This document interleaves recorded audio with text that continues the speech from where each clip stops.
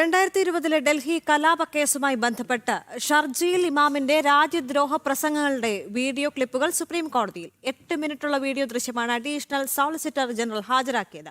പ്രസംഗം പ്രകോപനം സൃഷ്ടിച്ചെന്ന് additional solicitor general S Raju. കലാപക്കേസിലെ പ്രതികളായ ഉമർ ഖാലിദിന്റെയും മറ്റ് 5 പേരുടെയും ജാമ്യാപേക്ഷയിൽ സുപ്രീം കോടതിയിൽ വാദം തുടരുകയാണ്. എസ് നന്ദഗോപൻ ചേരുന്നുണ്ട്. നന്ദൻ, ഏറ്റവും പുതിയ വിവരങ്ങൾ എന്തൊക്കെ?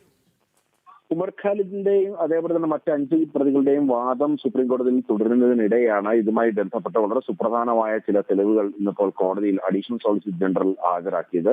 അതായത് ഈ കലാപത്തിന് ആഹ്വാനം ചെയ്യുന്നതും അതേപോലെ തന്നെ ഈ കലാപവുമായി ബന്ധപ്പെട്ട് രാജ്യവിരുദ്ധ പരാമർശങ്ങൾ നടത്തുന്നതുമായി ബന്ധപ്പെട്ട ചില 8 മിനിറ്റുള്ള ദൈർഘ്യമുള്ള ഒരു വീഡിയോ ആണ് ഇതുമായി ബന്ധപ്പെട്ട് ഹാജരാക്കിയത്. ഇതുമായി ബന്ധപ്പെട്ട വാദമുഖങ്ങൾ ഇന്നിപ്പോൾ കോടതിയിൽ തുടരുന്നുണ്ട്. ഇതിന് പുറമെ തന്നെ ഇതുമായി ബന്ധപ്പെട്ട് തന്നെ കോടതി മറ്റു ചില പരാമർശങ്ങളും കൂടി അഡീഷണൽ സോളിസിറ്റർ ജനറൽ നടത്തുകയുണ്ടായി. അതായത് ഈ ഡൽഹി സ്ഫോടനവുമായി ബന്ധപ്പെട്ട ചില പരാമർശങ്ങളാണ് നടത്തിയത്. അതായത് ഇത്തരം വൈറ്റ് കോളർ ടെററിസം രാജ്യത്ത് വർദ്ധിച്ചു വരുന്ന സാഹചര്യമാണ് നിലനിൽക്കുന്നത് എന്നുള്ളതാണ് അഡീഷണൽ സോളിസിറ്റർ ജനറൽ വ്യക്തമാക്കിയത്.